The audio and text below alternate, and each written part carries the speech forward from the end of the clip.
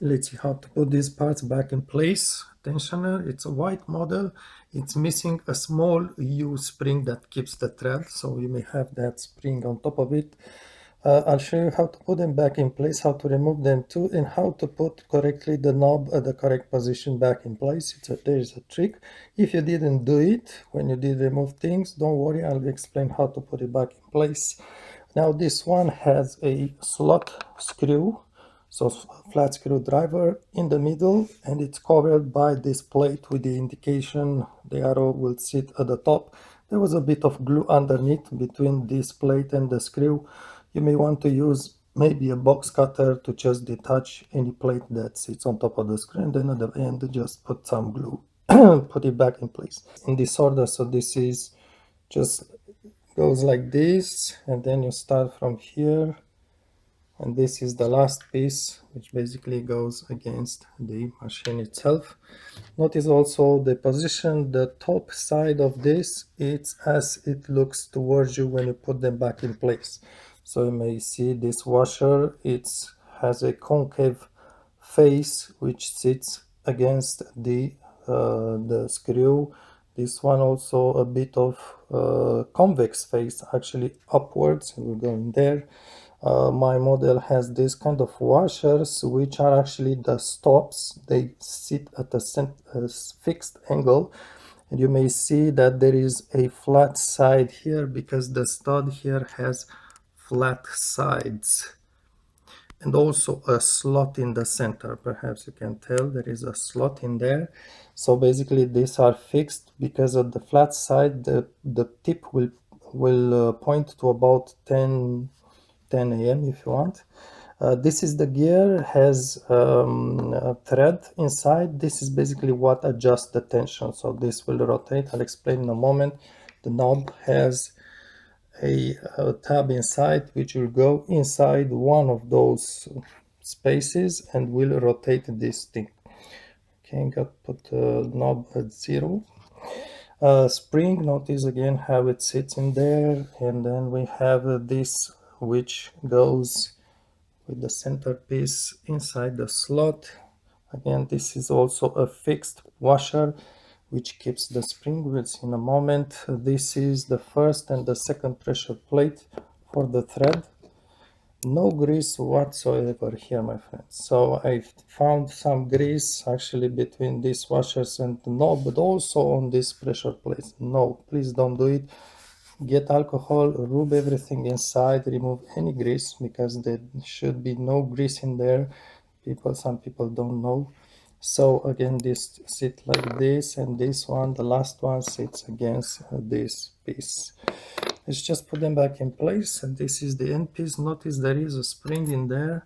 Again, you may have a U spring here. I don't have it on this model, so maybe just get the idea how it sits. So there is a spring inside, which basically is the release spring. Right now, my presser foot it's at the bottom, so it's not lifted. So just make sure it's at the bottom. Try not to remove the spring. This thing has a metal notch which has a hole there. You don't see the hole, so we will go a bit. It's at an angle. Just try to match if you want to rotate until it drops in there. Basically, when you leave the presser foot, it's released like this, but it has to go in there. There is no rotation for it. Now we have the first pressure plate. Notice curved face towards you, curved face towards you, flat face against that pressure, that first piece, which doesn't want to stay well in place. Again, clean everything here. I want to say something else. This area of not threaded, without threads here, the stud, this is where the thread, the sewing thread is touching. Make sure it's clean. Get that alcohol rubbing in there. You don't want to smear anything on your sewing thread. Again, concave face towards you, round face against the round face of the other one guy. This one, it doesn't matter which way, but it sits with the concave against you. The center goes inside the slot, so you have it, so it will not rotate, and this keeps the spring. This is the tension spring. Basically, it sits with a big face against our washer, so that washer keeps it in there. Now we got this. It's sort of I don't know how gear-like. It has threads. Notice that this face goes towards the machine. We are going to start threading it a bit to keep those tiny things in place. And basically, this is what sets the tension. What happens is, about at this point there is no tension. If you screw it in, you feel by hand a bit, just feel by hand. At some point there is a bit of resistance, a bit. That would be to me the zero tension, the point I'm going to put the knob at zero. What you want to do, let's just continue for a moment. I'll explain more. So I'm not sure why there are two washers like this, but they are, notice, flat sides, so they go towards 10 o'clock, both of them, and go only one way. So these guys are actually the stops. Oops, watch out. The stops for the knob. So basically the knob has that notch inside, and at zero it will stop like this. When you rotate, it stops, and when you rotate the other way, that knob kicks on the other side of these two washers, which are fixed. These don't rotate in there. Well, actually a bit of slack. So let's just try to put the knob back in place. For those who did remove it and don't know how to put it back to get the correct number corresponding with the correct tension, I'm going to just remove this just to make the video more easy to understand. And so again, let's just imagine you are watching this video before disassembling everything. Before you remove this screw, put the knob to zero. So you are going to rotate it like this, and it's going to stop at zero. Sorry for the light, that's not the best. Sunshine is going from the side, and I'm not sure how to film this better. So set it to zero, remove the center screw. I'll explain how to set it if you didn't do this. Remove it, remember to put it back at zero, and what you want to do is look from the side. Now we won't see much because of the sun. You want to see how many threads you have here remaining just in front of that gear-like piece. You just count those threads. Maybe it's 1, 2, or 3, depends on the machine. Maybe it's none. And you just want to put the piece, this, to screw it back in place. When you put everything back in place, to screw it to have the same number of threads remaining in front. That's your zero. And this thing here, if you look behind, the notch actually corresponds to zero. Actually even has a small bump in there. So basically this notch here, I call this notch, I really don't know the names in English, but this will engage at the top. The one when this is set to zero, it has a, whatever you call it, a hole in there. That notch will engage at the top hole. So put it with zero up, and it should engage at the top notch of that screwing piece. And this is your zero. Basically, then you put the screw back in place and you are set. Now, you forgot perhaps this thing, okay? You forgot to set it to zero, you removed it, it was at 5, then you don't know how many turns. It's really no big deal. Just screw this thing in and just feel by hand. At some point it gets, I'm really just barely touching it.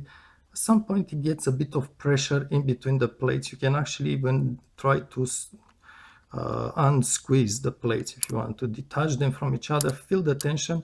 It's up to you to set the zero tension. If you like the zero tension to be this, then just don't touch this thing. Put the thing back at zero. If you want the zero tension to be stronger, put the thing back to zero. If you want the zero tension to be really loose, basically no pressure, no pressure at all between the plate, I would think this is almost no pressure, put the thing back to zero, and this is your adjustment. Don't stress too much about it. What's important, put these things back in place, because this, make sure again, 10 o'clock, I call this 10 o'clock, notice the angle, and let's say you already adjusted this thing, it's at 0, let's say. The notch here will go at the top notch. Make sure you put one notch at the top, and notice when you put it at 0 and the notch inside the knob goes into the top hole, if you try to rotate the knob to left, it bumps into these stops, so it won't go lower than 0. Now if you rotate it all the way to 9, try to do this one hand, the bump inside the knob, this bump here, will come to the left of these small metal bumps. So the knob will stop at 9, won't advance more than 9. That's the whole point with this. So basically when it's 0 and when you, I don't know how to say this one more time, but when you lower the tension, the notch inside the knob will bump to the right side of this, and when you increase the tension at 9, it will bump to the left side of this. So this is really just to stop the knob. The knob, when you are going to adjust the tension, will rotate this kind of gear. So when you will increase the tension, this front ones will be fixed. The knob will rotate this gear all the way until it bumps in here. And when you are going to loosen the tension, the knob will rotate this thing all the way until it bumps in here. And remember, the notch on the knob will always stay at one single of the hole into the gear-like piece. The notch on the knob will not jump this gear-like piece, will just stay at the position that you gave it for the 0 position, 0 tension position. Yet perhaps another way to set the 0 tension, you notice the first piece here has a spring behind it. Normally this piece should sit against that black plate. If you want, it's against the machine. So insert the knob at a random position and just rotate it until the piece here sits flush against the machine. That spring you no longer see it. If you want, let me unscrew it. So I'm screwing about here. This would be 0 tension if you want. So at this point, just remove the knob and set it to 0. Set it to 0 and insert it. That's it. Put the thing back in place at 0. Make sure you engage this notch into one of those, the top hole, not just one, but the top hole. Just feel by hand, maybe look from the sides. For me, it's a bit difficult to do this one hand.